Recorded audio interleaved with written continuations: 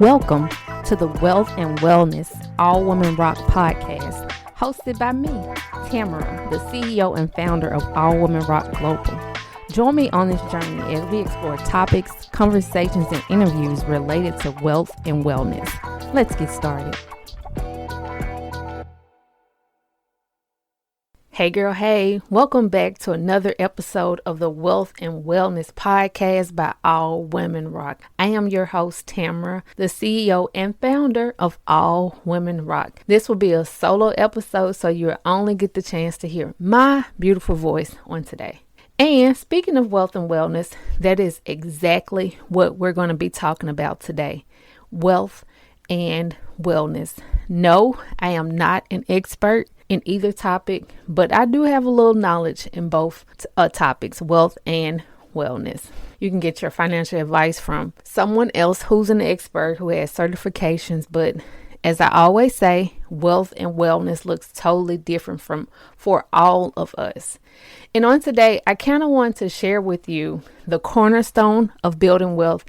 And I kind of want to break down the different aspects of wealth, because so many people think wealth is only having tons and tons of money and being able to pass it down to family members. That is not all wealth is. Wealth has many aspects.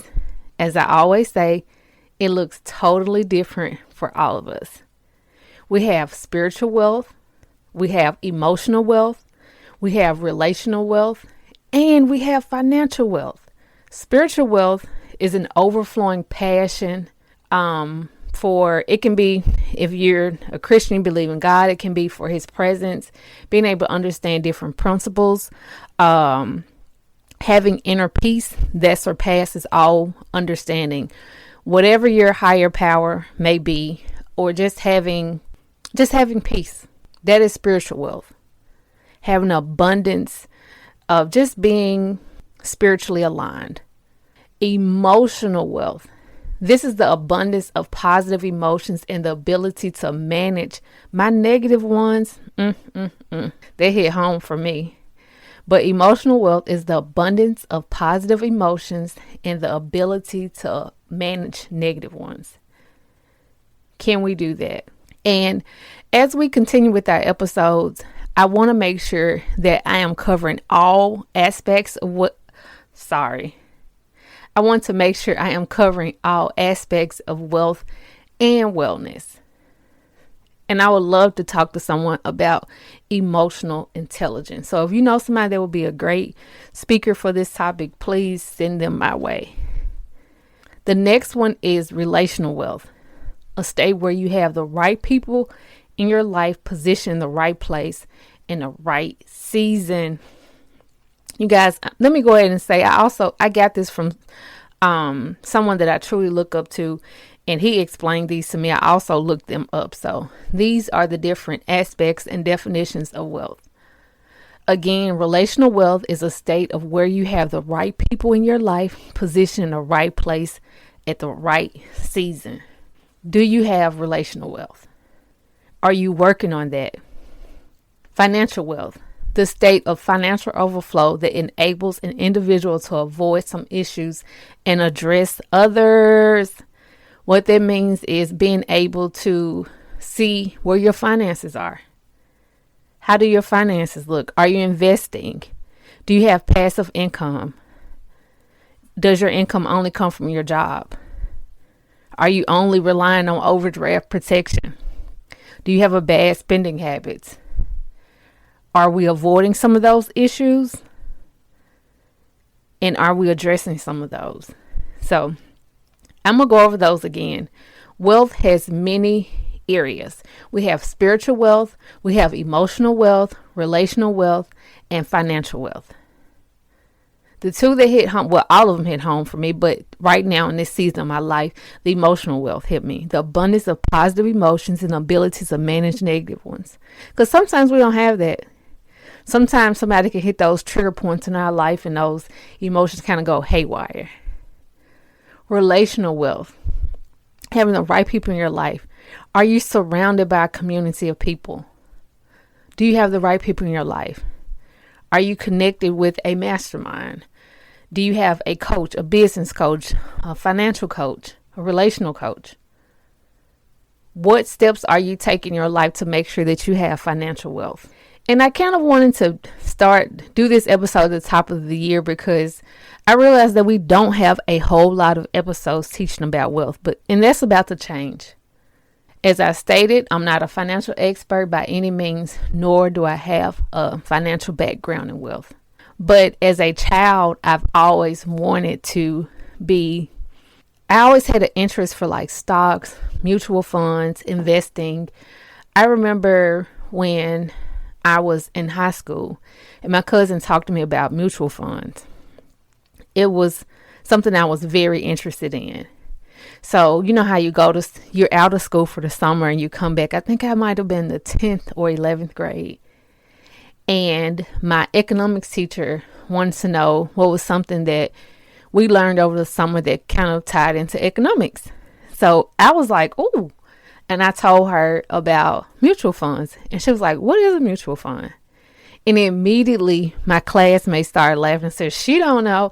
And everybody just started laughing. And once I explained it, she was like, you're exactly right, Tamara. But the only thing that I could think about and keep my mind focused on was the kids laughing at me.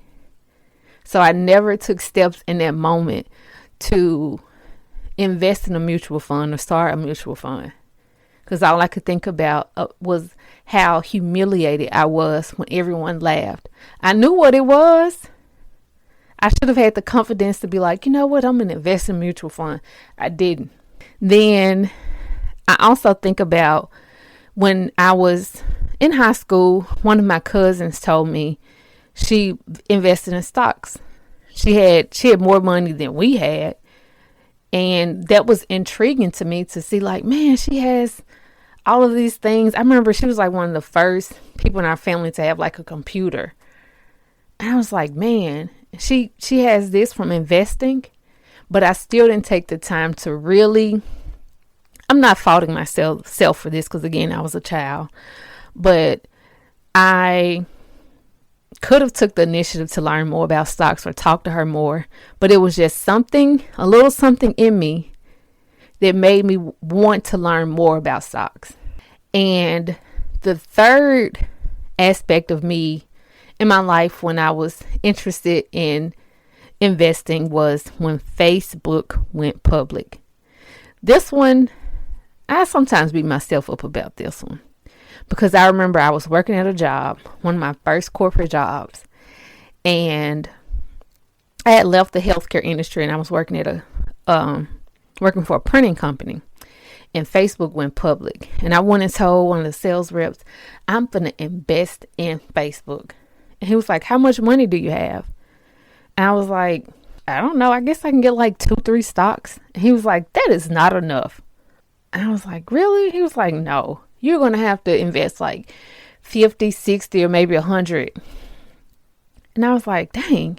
So I went back to my desk all sad because all day I was excited. Facebook went public. I'm going to invest in Facebook. And I didn't.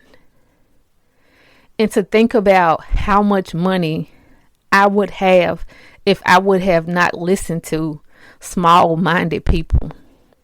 Just thinking about that. How much money I would have. How much financial success I would have, wealth that I can pass down to my children if I had just took that little extra step. But I'm saying all this to say I am no longer doing that. I'm moving forward. I am on a journey to be more financially responsible. Also to have wealth for myself as well as my 3 daughters. And I want to take you guys on this journey with me. And as I stated, wealth is not just having an abundance of money. We talked about spiritual wealth, emotional wealth, relational wealth, and financial wealth. That's why I say that our podcast is the wealth and wellness. It looks totally different for all of us. And my goal is to continue to share what I know about wealth on the podcast, what I know about wellness on the podcast, and bring other experts on here to help us, because something that I might not like, you might like, that might help you along your life. That could be life-saving for you in your finances, in your life, your emotions, your relationships, your career, whatever it may be. We're all different. We all have different backgrounds. We come from all different areas of the world. So I just kind of wanted to share that with you. Considering I do not have a financial background in wealth, I have been exposed to wealth, like I stated, and I know how to attain it. Have I fully completed the journey? No, but we are in this together. I do believe that once you have been exposed to it and tried it and see how well it works, it is our duty, my duty, to share my failures, my growth, and my success with you.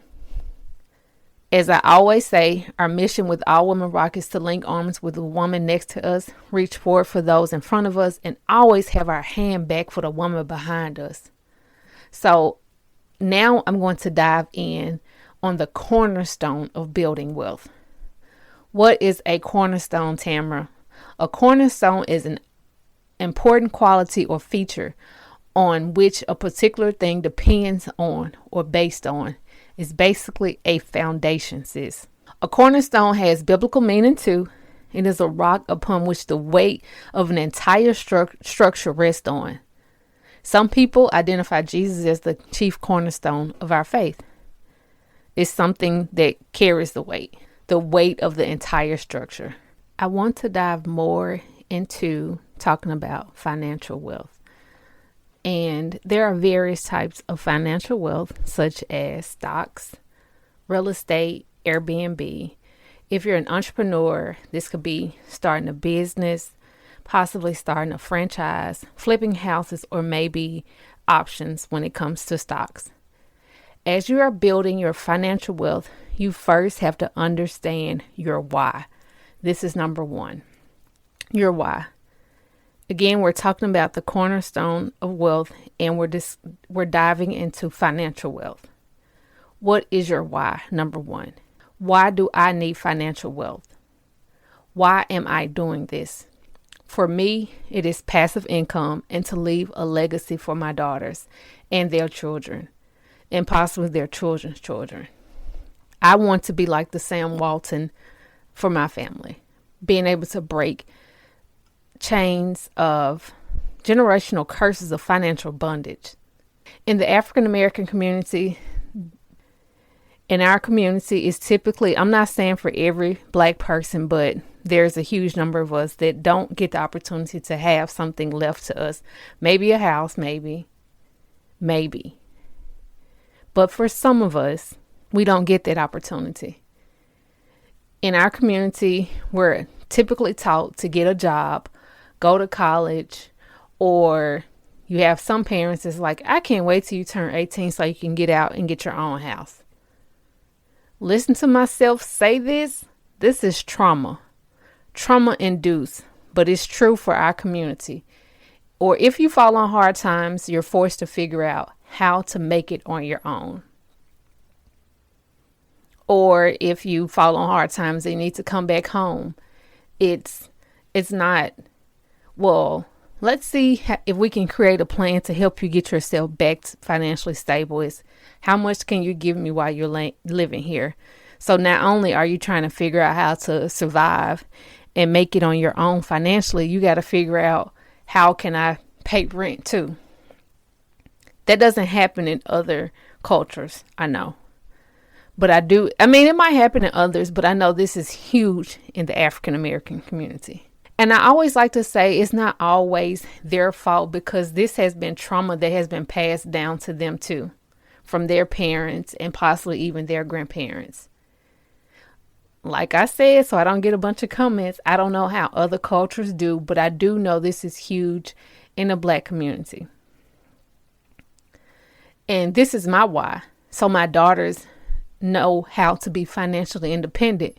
And if they get themselves in a financial situation, I want to be able to pass down a financial legacy to them. Investment properties, stocks. They already have custodial accounts with stocks in them, but I want to start compounding them and giving them more.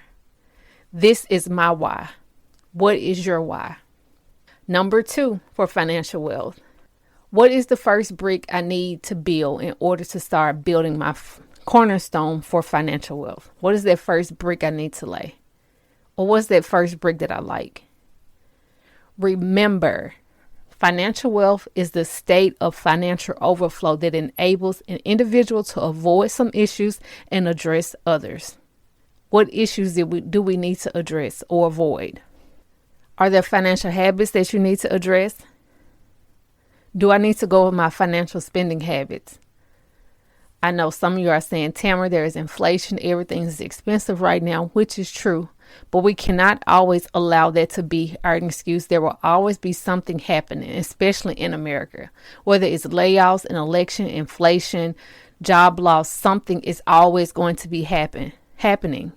You can also be in need of financial education because some of us haven't been exposed to that. I know there are a lot of people that spend like the song show on social media what they have and barely making it. And that's typically because some of us have not been exposed financially to other options.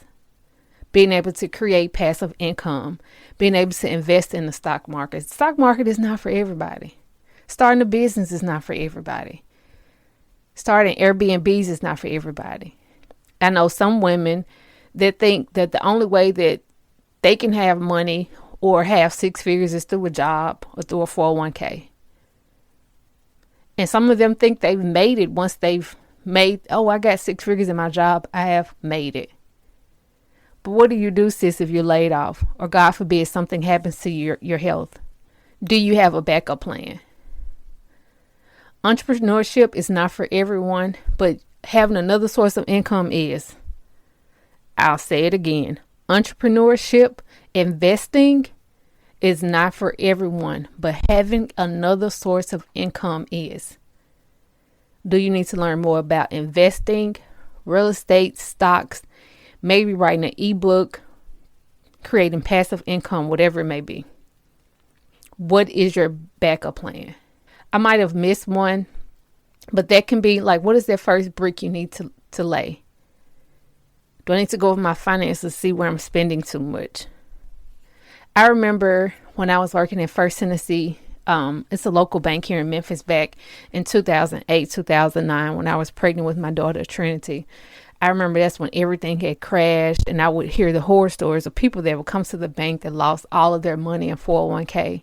I remember it was one lady in particular that was working at a grocery store, and she was like, I lost all of my 401k money.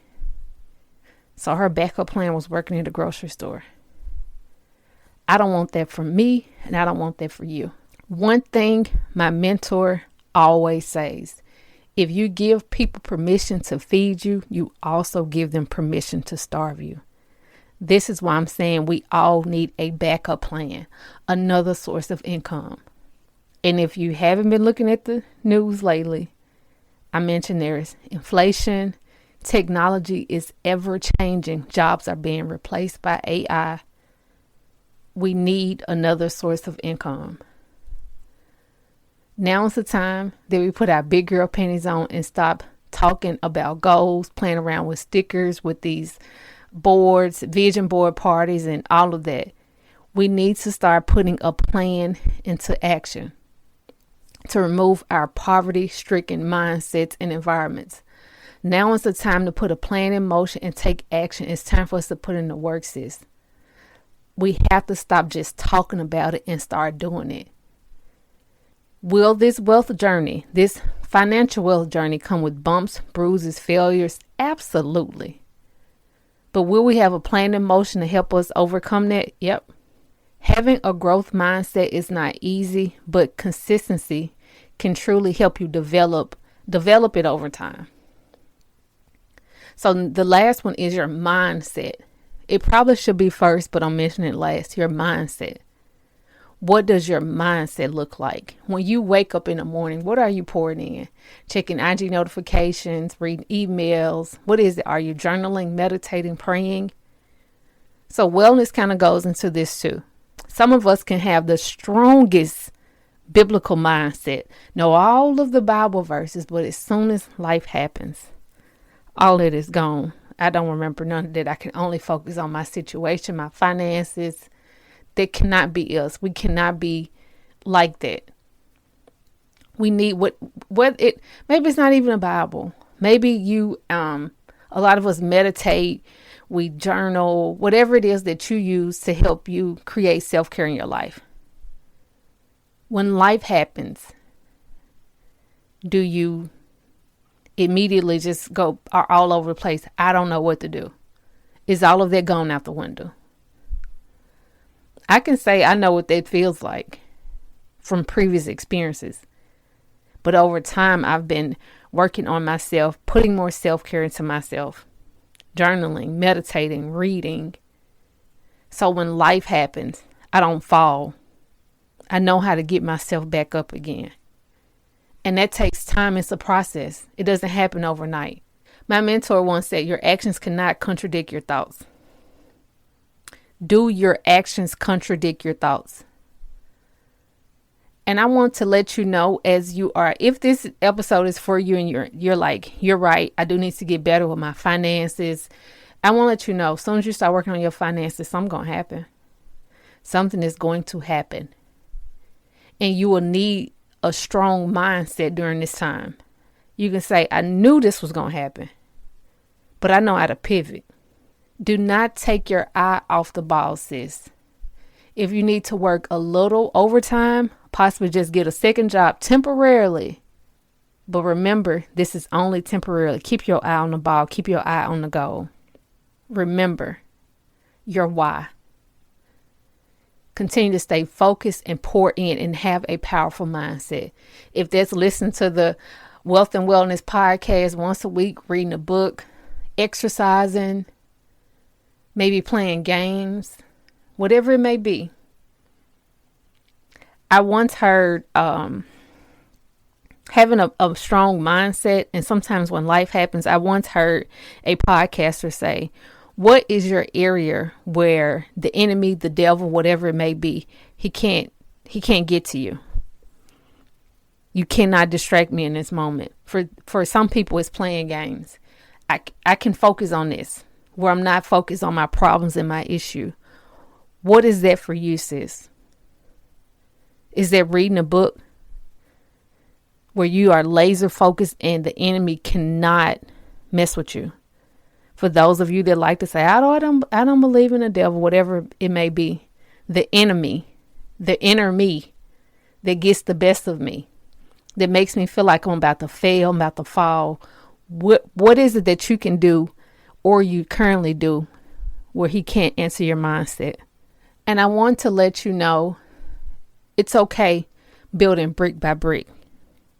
For me, when I first started my custodial accounts for my daughters, my youngest baby, that's 6 months, she doesn't have one yet, but for Trinity and Taylor, it was only one stock in Apple for each of them. And that was, I'm like, oh my God. And my mentor said, that is okay. As he says, an apple stock a day keeps the poverty away. We're going to talk more about investing in stocks, but that's my thing that I like to do and want to do more of, investing when it comes to financial wealth, aside from my business. But do not be like me and allow somebody's poor mindset, poor thought patterns to tell you, no, getting three stocks of Facebook is not going to help you. Back when Facebook first went public. Do not allow somebody to put their fears on you. If you need to set aside $20 each paycheck for your business, that's okay, sis. That is perfectly fine. If you like, I can't tell nobody because I'm kind of embarrassed about it. That's okay. Everyone does not have to know. If you say I can only do one investment every 3 months, that's fine too. But you're building it. You're starting. And if you look back a year from now, you will have 3 or 4 stocks in whatever it is that you may be doing. Start with what little you have. And I want to leave you there with that because I know we kind of discussed a lot. But remember the 4 pillars of wealth, which is financial, emotional, relational, and spiritual. So when people start saying wealth and wellness, oh, is she like a wealth expert? No. Is she a wellness expert? Nope. But I'm going to start bringing on different experts in each of these areas to share their experience with you, what works for them, what didn't work for them. All of us are different. And wealth is not just only money. Although we talked about financial wealth on today.